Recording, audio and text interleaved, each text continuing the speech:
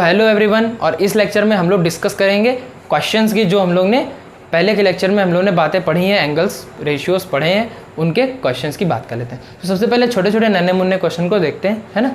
तो ये क्वेश्चन सीधा फार्मूला बेस्ड होगा। आपका फार्मूला क्या मतलब आपकी वैल्यू बेस्ड होगा, है ना। जो भी साइन की वैल्यू कॉस की वैल्यू दे रखी है। तो देखो पहला क्वेश्चन देख लेते हैं, है ना। 2 sin स्क्वायर 30 डिग्री है, मल्टीप्लाई tan 60 डिग्री का हो रहा है, बाकी ये वैल्यू दे रखी है, ठीक है। देखो इस बात को थोड़ा सा अच्छे से लिख लेते हैं, है ना। साइन स्क्वायर 30 डिग्री लिखा है, इसका मतलब होता है साइन 30 डिग्री का होल स्क्वायर, ठीक है। इस बात को समझ में, ये 2 है तो ये क्या हो जाएगा साइन 30 का, साइन स्क्वायर 30 का मतलब होता है साइन 30 का स्क्वायर, ठीक है। क्योंकि एंगल पे स्क्वायर नहीं लगता है, साइन का स्क्वायर होगा, है ना। तो इसको ऐसे भी लिख सकते हैं आप, समझो तो साइन 30 डिग्री की जो वैल्यू आएगी उसका स्क्वायर लेना है, इस टाइप से आप समझ सकते हैं, है ना। फिर देखते हैं tan 60 डिग्री का इसमें हो रहा है मल्टीप्लाई। चलिए tan 60 डिग्री का मल्टीप्लाई, माइनस करेंगे 3 ऑफ cos 60 डिग्री का स्क्वायर और sec स्क्वायर 30 डिग्री का मल्टीप्लाई। चलो ठीक है, अब क्या करना है, अब क्या करना है, सीधा सीधा वैल्यूज़ को पुट करना है ना। साइन 30 की वैल्यू देखो लास्ट लेक्चर में पढ़ा है तो अब तक याद होना चाहिए, याद होगा फटाफट से सवाल लगेंगे। देखो साइन 30 की वैल्यू होती है 1/2, तो ये क्या होने वाला है 1/2 का होल स्क्वायर, ठीक है। tan ऑफ 60 डिग्री √3, ये क्या आ जाएगा √3, माइनस करेंगे 3 cos 60 का मतलब साइन 30 मतलब 1/2, तो ये कितना आ गया 1/2। देखो ये हमने ट्रिक के अकॉर्डिंग बताया, है ना। सेक का स्क्वायर ही था 30 डिग्री का, तो फिर इसको भी ऐसे ही लिख लो प्यारे तरीके से, सेक 30 का स्क्वायर, है ना। तो सेक क्या होता है, कॉस का अपोजिट। तो cos 30 की वैल्यू कितनी होती है √3/2, तो इसकी वैल्यू कितनी हो जाएगी 2/√3। इस तरीके से समझो, मतलब आपको हो सकता है आपने डायरेक्ट याद कर लिया हो, लेकिन हम आपको ट्रिक के अकॉर्डिंग बता रहे हैं, है ना, कैसे याद रखा जा सकता है, क्योंकि सारी वैल्यूज आज याद हैं, पता लग कर भूल जाओ, है ना। चलो अब इसका क्या करना है, सीधा सीधा इसको सॉल्व कर लेना। तो 2 ये है, 1/2 का स्क्वायर करेंगे तो कितना आएगा, ये 1/4 आएगा, इंटू √3 आएगा, माइनस करेंगे 1/2 का स्क्वायर है तो ये कितना आ जाएगा 1/4 आ जाएगा। इधर क्या 2 का स्क्वायर करेंगे तो 4 और √3 का स्क्वायर करेंगे तो √3। यहाँ तक क्लियर। अब देखो ये 2 से 2 कैंसिल होगा तो ये आएगा √3/2, माइनस करेंगे 4 से 4, 3 से 3, तो ये √3/2 -1, तो इसको करेंगे √3 - 2/2, है ना। ऐसे भी लिख सकते हो, ऐसे भी लिख सकते हो, दोनों बात सही है, ठीक है। ये आपका क्वेश्चन सॉल्व हो गया। इजी क्वेश्चन है ना, सीधा सीधा इवेल्युएट करना है। अभी देखो इधर क्या देखा, 4 cot स्क्वायर 45 डिग्री, तो 4 इसको लिख लेंगे cot 45 डिग्री का बोले तो स्क्वायर, है ना। माइनस करेंगे सेक स्क्वायर 60 डिग्री को, प्लस करना है साइन 60 डिग्री को, तो सीधी सीधी बात है कॉस स्क्वायर 90 डिग्री को, तो इसको cos 90 डिग्री का होल स्क्वायर भी लिख सकते हैं। अभी क्या करना है हम लोग को, सीधा सीधा क्या करना है, वैल्यूज़ को पुट करना है। तो 4 ये लिखा है cot 45, देखो tan 45 की वैल्यू 1 होती है, उसका अपोजिट cot 45, इसकी वैल्यू भी क्या होगी 1 होगी, तो ये आपका 1 का स्क्वायर हो जाएगा, माइनस करेंगे सेक स्क्वायर 60 डिग्री, सेक किसका अपोजिट है कॉस का, तो अगर cos 60 की वैल्यू 1/2 होती है तो सेक 60 की वैल्यू सिर्फ 2 हो जाएगी। और देखो सेक स्क्वायर 60 डिग्री दिया था ना, उसको भी ऐसे लिख लो, वैसे ना लिखो तो अगर दिमाग हो गया होगा तो सब पता ही है, तो फिर तो प्रॉब्लम फेस करने वाले तो नहीं है हम लोग। साइन 60 की वैल्यू √3/2 होती है ना, ये तो याद ही है।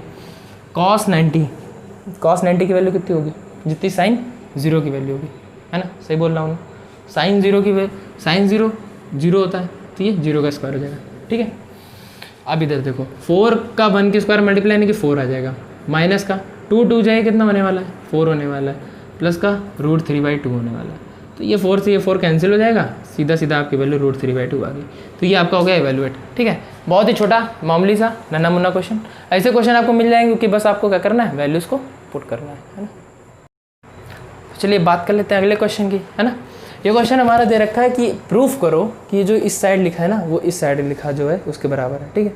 तो ऐसा कोई भी क्वेश्चन हो आपको प्रूफ करना हो तो देखो ऐसे में क्या करते हैं हम लोग, एक साइड ले लेते हैं, उसको उठा के दूसरी साइड को प्रूफ कर देते हैं। पर खुद सोचो, अगर आपने धोखे से राइट हैंड साइड ले ली तो क्या प्रूफ कर पाओगे, इसको कैसे सोच पाओगे कि इसको मैं क्या क्या ब्रेक करूँ जो ये आ जाए, है ना।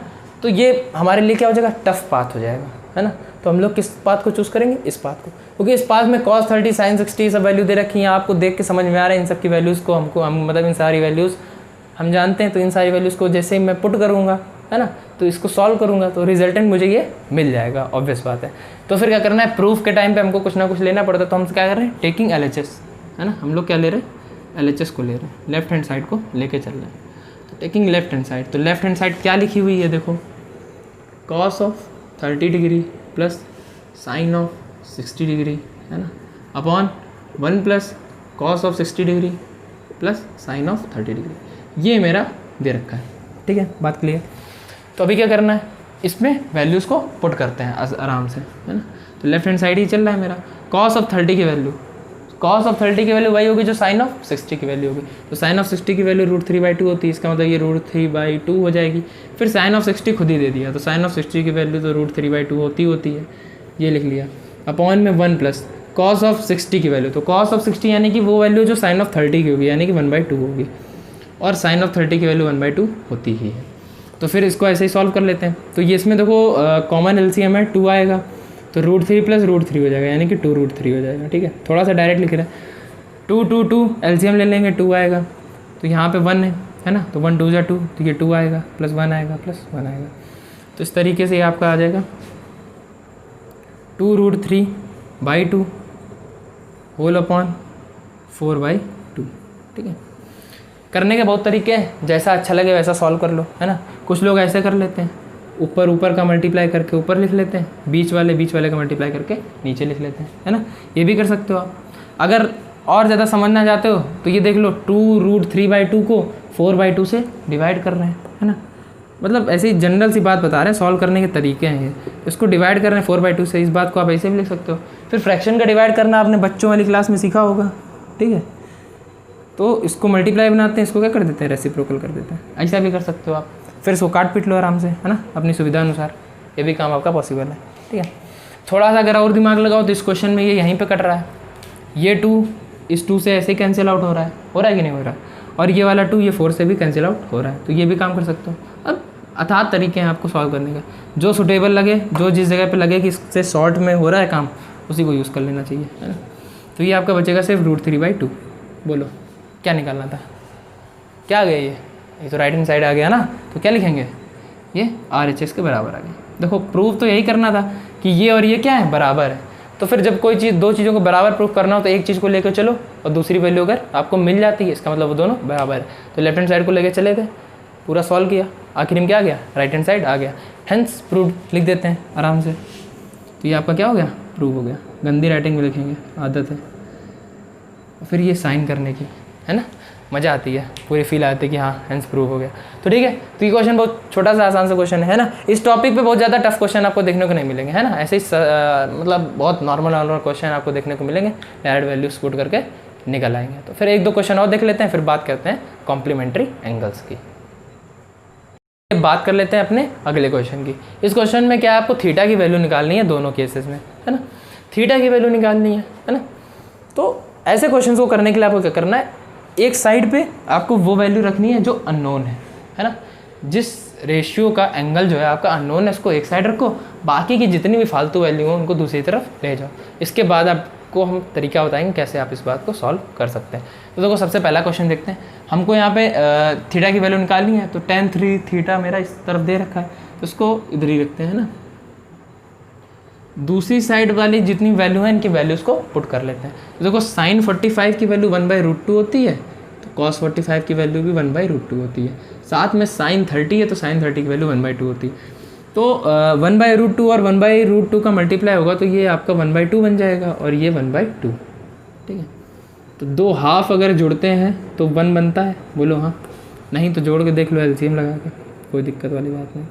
तो tan 3 theta is equal to आ जाएगा 2/2, बोले तो 1।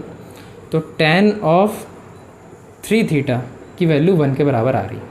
समझो मेरी बात को, ये रेशियो दे रखा है ना, ट्रिग्नोमेट्रिक रेशियो में ये कांस्टेंट दे रखा है। तो ये दोनों को इक्वेट हम कैसे कर सकते हैं, नहीं कर सकते ना। तो यहाँ पे एक बात बताएंगे कि ये जो कांस्टेंट दे रखा है, इसको अगर हम कन्वर्ट कर लें ट्रिग्नोमेट्रिक रेशियो में, तो हम ये बात को कुछ समझ में आ सकती है या कुछ कर सकते हैं, ऐसा लग रहा है हमको। तो देखो लग रहा है तो फिर कोशिश करते हैं, है ना। हमको भी नहीं आता है, कोशिश कर रहे हैं। 1 वैल्यू tan में किस एंगल की होती है, tan 45 की होती है। हम क्या करेंगे, इसको tan 45 लिखेंगे, बोलो tan 45 डिग्री लिख दूँ या 1 लिख दूँ, कोई अंतर है नहीं है। पर अब मेरी बात सुनो, tan 3 थीटा tan 45 के बराबर कब होगा? ये बात तब बराबर होगी ना, देखो कोई चीज़ अगर आपने ऐसे लिख दी tan 45 degree is equal to tan 45 degree, तो ये बात सही होती है, स्टेटमेंट बिल्कुल सही है, कोई डाउट इसमें नहीं है ना। तो इसका मतलब अगर कोई दो चीज़ें इक्वेट हो रही हैं यानी कि उनकी वैल्यू क्या है, सेम। तो देखो tan यहाँ भी है, tan यहाँ भी, बात ठीक है। 3 थीटा यहाँ दिया है, 45 डिग्री यहाँ दिया, और तुम कह रहे हो दोनों बराबर है। इसका मतलब जो 3 थीटा होगा 45 डिग्री के बराबर होगा कि नहीं होगा? समझ में आई बात? क्यों इक्वेट करते हैं? मैं डायरेक्ट नहीं बोलूँगा कि तुम 3 थीटा, ये tan से tan cancel, 3 theta is equal to 45 degree, no. Deep में जाओ, रियलिटी सोचो कि ये क्यों इक्वेट कर लें, है ना। तो क्यों इक्वेट कर रहा हूँ ये बात समझ में आई। इसका मतलब 3 थीटा जो है 45 डिग्री के बराबर होना चाहिए कि नहीं होना चाहिए। तो फिर क्या करेंगे, 3 थीटा को 45 डिग्री के बराबर रख देते हैं, रख दिया। तो फिर थीटा की वैल्यू क्या हो जाएगी, 45 डिग्री बाई 3।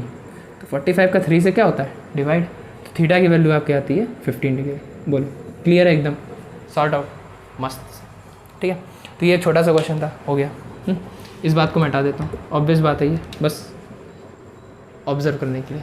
देखो इधर क्या है, 2 cos 3 theta is equal to 1। क्या बोला था, जो निकालना है ना एंगल, वो जिस रेशियो का है उस रेशियो को बिल्कुल फ्री कर लो। तो यहाँ ये बिल्कुल फ्री नहीं है, इसमें 2 का मल्टीप्लाई हो रखा है ना। तो इसको हटाने के लिए क्या कर सकते हैं, एक काम कर सकते हैं, दोनों तरफ 2 का डिवाइड दे दें। ये एक तरीके की अप्रोच है। दूसरा, कुछ लोग डायरेक्ट भी समझ जाते हैं कि 2 यहाँ मल्टीप्लाई हो रहा है, यहाँ जाएगा तो डिवाइड होगा, मतलब 1/2 लिख आएगा। अपने अपने नुस्खे हैं, है ना, बहुत कुछ कर सकते हो, क्रॉस मल्टीप्लाई कर सकते हो वगैरह वगैरह। तो देखो डायरेक्ट 2 से डिवाइड करते हैं, है ना, तो cos 3 थीटा की वैल्यू कितनी आ जाएगी, 1/2 आ जाएगी, ठीक है। ये 2 से 2 कैंसिल हो जाएगा। इसका मतलब हम क्या सोचें, ये दोनों को इक्वेट नहीं कर सकते। तो 1/2 cos में किसकी वैल्यू होती है, तो cos ऑफ 60 डिग्री की वैल्यू होती है, समझ में आई। तो cos of 3 theta cos of 60 degree के बराबर सिर्फ तब हो सकता है जब 3 थीटा 60 डिग्री के बराबर हो, है ना। तो इसका मतलब 3 थीटा जो है वो 60 डिग्री के बराबर है, 3 थीटा जो है वो 60 डिग्री बराबर है, यानी कि थीटा की वैल्यू जो है वो 60 डिग्री बाई 3 है, यानी कि थीटा की वैल्यू 20 डिग्री है। बोलो ठीक, क्लियर है। तो ऐसे क्वेश्चन आपको कहीं भी देखने को मिल जाएंगे, तो सीधी साफ शुद्ध बात जो है वो हमने आपको बता दी, ठीक है। तो देख लेते हैं कुछ और क्वेश्चंस को, इसके बाद इस टॉपिक को ख़त्म करते हैं। तो आ गया आपका ताज़ा नया क्वेश्चन, है ना, तो फिर इसको भी उड़ा देते हैं जल्दी से। तो थीटा एक एक्यूट एंगल है और tan theta plus cot theta is equal to 2 है, ये एक रिलेशन आपको दे रखा है। दूसरी बात कही कि आपको वैल्यू निकालनी है tan की पावर 7 थीटा की और कॉट की पावर 7 थीटा की। यार गेम हो गया हमारे साथ, मतलब tan थीटा की पावर 7, कॉट थीटा की पावर 7। इसका मतलब क्या है, tan थीटा की वैल्यू पता होनी चाहिए और कॉट थीटा की वैल्यू भी पता होनी चाहिए। अब यार tan थीटा की वैल्यू कॉट थीटा की वैल्यू निकालें कैसे, है ना। तो निकाल के सकते हैं, हम लोग को एक रिलेशन दे रखा है, बट एक प्रॉब्लम है, ये रिलेशन अगर एक कांस्टेंट में दिया होता, मतलब सॉरी एक रेशियो में दिया होता, जैसे सिर्फ tan में दिया होता तो मेरे लिए इजी हो जाता, मैं tan का एंगल निकाल लेता आराम से। पर ये रिलेशन मेरा 2 में दिया, tan भी है कॉट भी इंक्लूड हो रहा है, पर आपके पास कुछ और नॉलेज भी है। बोलो क्या, देखो tan theta plus cot theta is equal to 2 दिया हुआ है। प्रॉब्लम ये है कि अगर ये एक होता, सिर्फ tan थीटा होता है, सिर्फ कॉट थीटा होता, आसानी से कैलकुलेट हो जाता, है ना। पर ये 2 हैं तो कैसे कैलकुलेट करें। लेकिन हम लोग को एक रिलेशन पता है tan और कॉट में, जो tan होता है वो कॉट का रेसिप्रोकल होता है, या कहते हैं कॉट जो होता है वो tan का रेसिप्रोकल होता है। तो इसका मतलब अगर मैं कॉट को रिप्लेस कर दूँ, है ना, तो कैसे रिप्लेस कर सकता हूँ, 1/tan थीटा से रिप्लेस कर सकते हैं, ठीक है। इसको आप ब्रैकेट में लिख लेंगे, क्या, जो tan थीटा होता है वो 1/cot थीटा होता है, या फिर cot थीटा जो होता है वो 1/tan थीटा होता है। तो हमने cot theta is equal to 1/tan theta इस बात का यूज़ किया, ठीक है, क्लैरिटी है। अभी क्या है, अभी इधर क्या करना है, एलसीएम ले लेना है ना। तो एलसीएम ले लोगे तो tan थीटा क्या आएगा, इनका एलसीएम आएगा, है ना। तो अब क्या है, इनको जोड़ दो, तो यहाँ पे 1 था तो 1 से tan थीटा टाइम्स जाएगा, तो ये tan स्क्वायर थीटा आ जाएगा। तो tan square theta plus 1 is equal to 2, यानी कि tan square theta plus 1 is equal to 2 tan theta आ गया। यहाँ तक सब कुछ ठीक है। फिर क्या करते हैं, इसको इधर ले आते हैं, तो ये tan थीटा का होल स्क्वायर लिखा हुआ है, लिखा है कि नहीं लिखा है, फिर प्लस का 1 लिखा है, यानी कि प्लस का 1 का भी होल स्क्वायर है। ये इधर ले आओगे तो क्या हो जाएगा, माइनस का 2 times of tan theta is equal to 0। ध्यान से देखो, सब देखने पर है, ये a का स्क्वायर प्लस बी का स्क्वायर माइनस 2a बी को इंटू 1 लिख लो। कोई फ़र्क पड़ेगा टू टेन थीटा पे? नहीं पड़ेगा। तो देखो a square plus B square minus का 2ab किसका फॉर्मूला होता है? a माइनस बी के होल स्क्वायर का फॉर्मूला होता है। यानी कि क्या लिखोगे? टेन थीटा माइनस 1 का होल स्क्वायर, तो इसका फॉर्मूला ये आ गया। बोलो आया कि नहीं आया? समझ में आई बात? तो टेन थीटा माइनस 1 का होल स्क्वायर की वैल्यू अगर ये है तो टेन दोनों तरफ क्या लेते हैं? Under root. तो tan theta minus 1 is equal to क्या आ जाएगा? 0। यानी कि टेन थीटा की वैल्यू मेरी कितनी आ गई? 1। तो टेन थीटा 1 कब होता है? 1045 के केस में, है ना? होता है कि नहीं होता? फिर वही टेन कैंसिल डायरेक्ट भी समझ सकते हो, या फिर टेन थीटा 1045 के बराबर कब होगा? जब थीटा जो हो वो मेरा 45 डिग्री के बराबर हो। यानी कि थीटा की वैल्यू 45 डिग्री निकल आए। यार देखो प्रॉब्लम सॉल्व, थीटा की वैल्यू 45 आ गई, यानी कि टेन थीटा की वैल्यू निकल आएगी क्योंकि 1045, और कॉट थीटा की वैल्यू निकल आएगी कॉट 45। तो यहाँ पे आराम से वैल्यू को पुट करेंगे और अपना आंसर प्राप्त कर लेंगे। तो देखो इस जगह पे मैं करता हूँ सॉल्व इस बात को। ये 10 की पावर 7 थीटा सॉरी 10 हाँ 10 7 थीटा लिखा है, तो इसको आप क्या लिख सकते हो? 10 थीटा की पावर 7, ठीक है। प्लस में क्या लिख लोगे? कॉट थीटा की पावर 7। बोलो हाँ। अब थीटा की वैल्यू तो 45 है, आ चुकी है, तो क्या लिखोगे? 1045, है ना? 1045 डिग्री की पावर 7 प्लस कॉट 45 की डिग्री सॉरी कॉट 45 डिग्री की पावर 7। बोलो हाँ, ठीक है। 1045 1, कॉट 45 1, दोनों की वैल्यू 1 आती है। 1 की पावर 7 प्लस 1 की पावर 7, 1 पे यार जितना मन है उतनी पावर चढ़ाओ, आंसर क्या आना है? हमेशा 1 आना है, ठीक है। तो ये क्या आ जाएगा? 1 आ जाएगा। तो 1 प्लस 1 कितना आएगा? 2। तो फाइनली आपका जो ये वैल्यू निकालनी थी ना आपको, ये वैल्यू, ये आपकी वैल्यू कितनी आ चुकी है? 2 आ चुकी है, ठीक है। तो ये क्वेश्चन था आपका, थोड़ा सा लॉजिकल था, है ना? अच्छी बात थी, अच्छी बात समझ में आई कि कभी भी ऐसा कुछ दिया हो तो आपको रिलेशन दिया हो, आप वहाँ से कैसे भी करके थीटा फाइंड आउट करने की कोशिश करेंगे। जैसे आपको थीटा आएगा फिर चाहे उसकी कितनी पावर आप चढ़ा दो, आराम से सॉल्व कर सकते हैं, ठीक है। बात करते हैं अपने अगले क्वेश्चन की, ठीक है। इस क्वेश्चन में क्या आपको कुछ इन्फॉर्मेशन गिवन है और कुछ इन्फॉर्मेशन की वैल्यू पूछ दी है ना? तो फटाफट से पढ़ते हैं। If theta is an acute angle, अगर थीटा एक एक्यूट एंगल, देखो अभी तक हमने आपको जितने भी एंगल बताए वो 0 से लेकर 90 डिग्री के बीच में लाई कर रहे हैं। तो 0 से लेकर 90 डिग्री के बीच में लाई कर रहे हैं, इस बात में एक और बात याद रखो, 90 डिग्री जो है वो राइट एंगल ट्रायंगल होता है, उससे जितने भी नीचे हैं वो सारे एंगल क्या होंगे? आपके एक्यूट होंगे। तो थीटा जो है वो एक्यूट एंगल है, इस बात से ये बात प्रूव होगी कि 90 के ऊपर नहीं जाएगा, ठीक है। एक बात समझ में आए। दूसरी बात क्या है कि साइन थीटा जो है वो कॉस थीटा के बराबर है, ये आपको कुछ इन्फो दे रखी है, ठीक है। आंखें बंद करके देख लेंगे। फाइंड द वैल्यू, आंखें बंद करके कैसे देखेंगे? मतलब ये आंखें बंद करके जान लेंगे, मतलब पता है कि sine theta equal to cos theta, मन में भर लो, वही आंखें बंद करके भरा जाता है ना। Find the value of 2 tan square theta plus sine square theta minus 1, इसकी वैल्यू आपको करनी है, फाइंड करनी है, ठीक है। देखो वैल्यू इसकी कैसे फाइंड कर सकते हो यार? कोई ऑप्शन नहीं है। साइन थीटा का है, कॉस थीटा है, लग के मतलब आपने ला के यहाँ पे कॉस स्क्वायर थीटा रख भी दिया तो कुछ खास काम कर नहीं पाएंगे। वैल्यू तभी आएगी जब आपको क्या पता होना चाहिए? एंगल पता होना चाहिए। तो एंगल कैसे निकालें? तो ये मेरा रिलेशन दे रखा है कुछ इक्वल टू में, तो यहाँ से कुछ भी जद्दोजहद करके हम लोग क्या करेंगे? थीटा की वैल्यू को निकाल लें, और जैसे हमने थीटा की वैल्यू निकाली उसको क्या करना है? यहाँ पे पुट कर देना है, तो आपका आंसर मिल जाएगा, है ना? जैसा पिछले वाले क्वेश्चन में भी किया था। तो sine theta is equal to cos theta है, इस इन्फॉर्मेशन को मैं किस तरीके से इस्तेमाल करूँ, है ना? तो आपका जो थीटा है वो निकाला है। देखो ट्रिग्नोमेट्री में आपको कुछ ज़्यादा ही एक्स्ट्रा एफर्ट डालने पड़ेंगे, है ना? बिना एक्स्ट्रा एफर्ट डाले ट्रिग्नोमेट्री आपसे बनने वाली नहीं है। तो देखो इस तरफ क्या कर सकते हैं? इस तरफ हमें 2 ऑप्शन है, या तो हम इधर क्या करें? कॉस थीटा का दोनों तरफ डिवाइड मारते हैं। देखो कॉस थीटा का डिवाइड मारने से होगा क्या? ये कॉस थीटा तो समाप्त हो जाएगा, होगा कि नहीं होगा? देखो करके देख लेते हैं। Sine theta upon cos theta, है ना? और आप पूछेंगे क्यों ही कर रहे हो, है ना? कोई वजह होनी चाहिए। वजह यार देखो साफ है, पहले बताया था हमने कि अगर आपको एक ट्रिग्नोमेट्री का रेशियो दिया होता है, मतलब कोई एक पर्टिकुलर रेशियो दिया होता है ना कि tan निकालो, साइन निकालो, क्या निकाल लो, उसके इक्वल टू कुछ कांस्टेंट होता है तो आप वहाँ से एंगल की वैल्यू फाइंड आउट कर लेते हो। पर इधर क्या है? इधर आपको 2 ट्रिग्नोमेट्रिक रेशियोज दे रखे हैं यार, 2 ट्रिग्नोमेट्रिक रेशियोज दे रखे हैं। तो जैसा पिछले क्वेश्चन में था tan cot, तो वो डायरेक्ट अपोजिट थे, हमने उसको इंटरचेंज कर लिया था। पर इस क्वेश्चन में क्या है कि ये दोनों अपोजिट तो है नहीं कि sine theta equal to 1/cos theta होता है तो मैंने यहाँ रख दिया और अपना काम तमाम कर दिया, ऐसा नहीं है। तो फिर क्या कर सकते हैं, तो दिमाग में एक बात आई यार कि साइन और कॉस के बीच में कुछ रिलेशन होता है, वो टेन से आता है कि टेन थीटा की जो वैल्यू होती है, टेन थीटा की जो वैल्यू होती है वो sine theta upon cos theta होती है। बोलो हाँ, होती कि नहीं होती? तो अगर ये sine theta upon cos theta होती है तो कैसे भी करके आप इस वैल्यू को निकाल लो, है ना, उसको रिप्लेस करके टेन लिख देंगे और बाकी अगर कांस्टेंट आ रहा है, मतलब ऐसा अगर कुछ हो सकता है तो आप जरूर करेंगे। तो हमने कहा अगर इसको कॉस थीटा से डिवाइड कर दें, है ना, तो ये वाला पार्ट क्या बन जाएगा, टेन थीटा बन जाएगा, यानी कि एक ट्रिग्नोमेट्रिक रेशियो बन गया।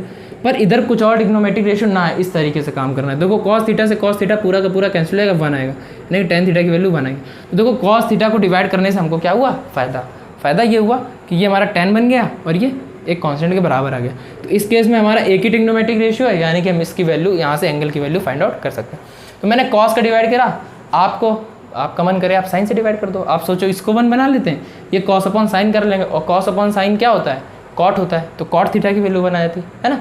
दोनों केस में थीटा जो है वो 45 डिग्री आने वाला है। तो देखो टेन थीटा है, तो टेन थीटा 1 के बराबर, तो कांस्टेंट के बराबर है, तो ऐसे कुछ सॉल्व नहीं होने वाला। तो 1 को भी क्या करें, ट्रिग्नोमेट्रिक रेशियोज के फॉर्म में कन्वर्ट करें। तो 1 tan 45 की वैल्यू होती है। 1 वैल्यू तो बहुत की होती है ना, होती कि नहीं होती है। साइन ऑफ 90 की वैल्यू भी 1 होती है, पर यहाँ पे हम वो लिखेंगे ना जिसके हमें यूज़ है। तो tan के 45 लिखेंगे तो ये कैंसिल हो सकता है, तो इसका मतलब थीटा की वैल्यू कितनी आ जाएगी, 45 डिग्री आ जाएगी। यहाँ से आपका क्या निकला है, थीटा। एक बार अगर थीटा आ गया फिर क्या है, वैल्यू में सीधा थीटा की वैल्यू पुट करो और अपना आंसर निकाल लो। तो चलो ठीक है, ये बात आपको पता है ना, तो इसका यूज़ करा था हमने इस तरफ। तो देखो क्वेश्चन में हमारा क्या, 2 tan स्क्वायर थीटा प्लस में साइन स्क्वायर थीटा माइनस में 1, है ना। तो फिर इधर क्या करना है, 2 tan थीटा का होल स्क्वायर बोलेंगे और साइन ऑफ थीटा का होल स्क्वायर माइनस 1। तो देखो tan थीटा की जगह क्या हो जाएगा, tan 45 डिग्री, है ना, इसका square plus sign of 45 degree और इसका स्क्वायर माइनस 1। देखो tan 45 की वैल्यू 1 होती है, तो 1 का स्क्वायर प्लस साइन 45 की वैल्यू होती है 1/√2, इसका स्क्वायर माइनस का 1। देखो ये आ जाएगा 2 प्लस √2 का स्क्वायर बोले तो 1/2 माइनस का 1। देखो माइनस का 1 इधर से आराम से घटा लो, तो 1/2 प्लस 1 आ जाएगा। तो 1/2 प्लस 1 को एलसीएम लेके सॉल्व करोगे तो आपका 3/2 आंसर आ जाएगा। देखो इसको 2, ये 2, 3/2, है ना। तो ये आपका 3/2 आ गया, तो इसकी वैल्यू आपकी निकल आई। तो देखो ऐसे कोई भी केस फंस जाए ना, तो आपको एक रिलेशन पहले दे रखा होगा और दूसरे आपकी वैल्यू पूछ रहा होगा, तो क्या करना है, उस रिलेशन को घूर के देखना है, एक ही तरीके के ट्रिग्नोमेट्रिक रेशियो में कन्वर्ट करना है। अब आपकी थिंकिंग स्किल यहाँ पे वर्क करेगी। जितना अच्छा आप सोच सकते हैं उतना अच्छा आपका क्वेश्चन बनेगा। तो इसके लिए एक काम आप कर सकते हो, आप सोचो कि हाँ अचानक से कैसे आएगी, दिव्य शक्ति आएगी, ऐसे करके बूम करा और आपको याद आ गया कि नहीं यहाँ पे ये करना है, ऐसा नहीं होने वाला। तो इसके लिए आपको करना पड़ेगा, नंबर ऑफ क्वेश्चंस जब आप ज़्यादा से ज़्यादा लगाओगे तो आपकी थिंकिंग स्किल अपने आप डेवलप होगी। तो अभी आपको क्या करना है, 2 क्वेश्चन 3 क्वेश्चन लगा के बैठ नहीं जाना है ना। ये तो सिर्फ कॉन्सेप्ट क्लियर करने के लिए कि हाँ इस टाइप के क्वेश्चंस आपको मिल सकते हैं, है ना। तो मेरी कोशिश यही रहती है कि मैं हर टाइप का एक क्वेश्चन करा दूँ, है ना। इसके बाद अगर आपको कोई क्वेश्चन डाउट में जाता है तो फिर आप उसको कमेंट सेक्शन में मेंशन करके पूछ लीजिए। एक सेपरेट लेक्चर हम पर्टिकुलर किसी भी टॉपिक का या पर्टिकुलर किसी भी चैप्टर का बना देंगे, है ना। उसमें आपके सारे डाउट्स जो हैं वो क्लियर कर सकते हैं। इतना मैं अपनी तरफ से एफर्ट आपके लिए कर सकता हूँ। बाकी आपको क्या करना है, नंबर ऑफ क्वेश्चंस जो हैं वो बढ़ाने हैं। जितने नंबर ऑफ क्वेश्चंस आप बनाओगे उतने ज़्यादा आपको फंडेज जो हैं आपको क्लियर होंगे, उतने ज़्यादा आपकी थिंकिंग स्किल डेवलप होगी। तो इसके बाद एक और क्वेश्चन की बात करता हूँ एक टाइप के, और इसके बाद आपका इस लेक्चर को यहीं पर ख़त्म करेंगे। तो चलो आते हैं अगले क्वेश्चन पे, है ना। थोड़ा सा दिमाग लगाएंगे और इस क्वेश्चन को धुआं कर देंगे। बोलो, एक रेक्टेंगल है ABCD, ठीक है, बनाया, ABCD बना लिया, AB 20 सेंटीमीटर, AB 20 सेंटीमीटर बोली, है ना। फिर क्या कहता है, एंगल BAC 60, तो BAC तो लाइन थी नहीं, तो हमने क्या करा, C वहाँ पर है तो इसको डायगोनली बना लिया, BAC हो गया। पहले दे रखा रेक्टेंगल है, देखो रेक्टेंगल है यानी कि उसके चारों जो एंगल बनने होंगे वो 90 डिग्री के होंगे, ऑब्वियस बात है, ठीक है। ऐसी बातों को तो बिल्कुल मतलब दिमाग में रहनी चाहिए। तो फिर अगर इतनी चीज़ को ऑब्जर्व करो तो ये वाला एंगल 90 डिग्री होगा, ऑब्वियस बात है, सारे एंगल 90 होते हैं। इधर ये 60 डिग्री दे रखा है, यहाँ भी क्लियर है। उसने मुझसे ये साइड निकालने को पूछी है और ये साइड गिवन है। देखो जब ये ट्रिग्नोमेट्री रेशियो शुरू किया था तभी हमने बताया था कि आपका यूज़ जो है ना ट्रिग्नोमेट्रिक रेशियोज़ का, वो तभी है जब आपको कुछ एंगल या कुछ साइड्स गिवन हो और बची हुई साइड से एंगल निकालने को आपसे पूछ दे। तो देखो रियल यूज़ अभी आपको देखने में आएगा यहाँ पर, ठीक है। तो हमसे ये साइड पूछी है, एक साइड बता दी है, एक एंगल बता दिया है, ठीक है। दिमाग लगा सकते हो, बोलो क्या। ऐसा कोई ट्रिग्नोमेट्रिक रेशियो अपने मन से सोचो। अब देखो अपनी तरफ से एफर्ट डालो, अपने मन से एक ऐसा रेशियो सोचो जिसके लिए देखो अगर ये एंगल है, सबसे पहले तो लिख लेते हैं, अगर ये एंगल है जिसको हमें फाइंड करना है तो उसके सामने वाला जो होता है वो मेरा क्या होता है, परपेंडिकुलर। तो ये मेरा क्या होगा, परपेंडिकुलर होगा। ये जिस पे लेटा हुआ एंगल वो क्या होगा, बेस होगा। तो ये बेस होगा, ये हमारा हाइपो होगा। ठीक है, इतनी बात क्लियर। अब क्या है, तुमको सिर्फ बेस की वैल्यू पता है, तो कुछ ऐसा एंगल मतलब कुछ ऐसा ट्रिग्नोमेट्रिक रेशियो सोचो जो रिलेशन देता हो परपेंडिकुलर और बेस के बारे में, है ना, परपेंडिकुलर और बेस के बारे में रिलेशन देता हो। तो यार परपेंडिकुलर और बेस के बारे में रिलेशन देने वाला एंगल कौन सा है, मतलब कौन सा ट्रिग्नोमेट्रिक रेशियोज है, वो है tan।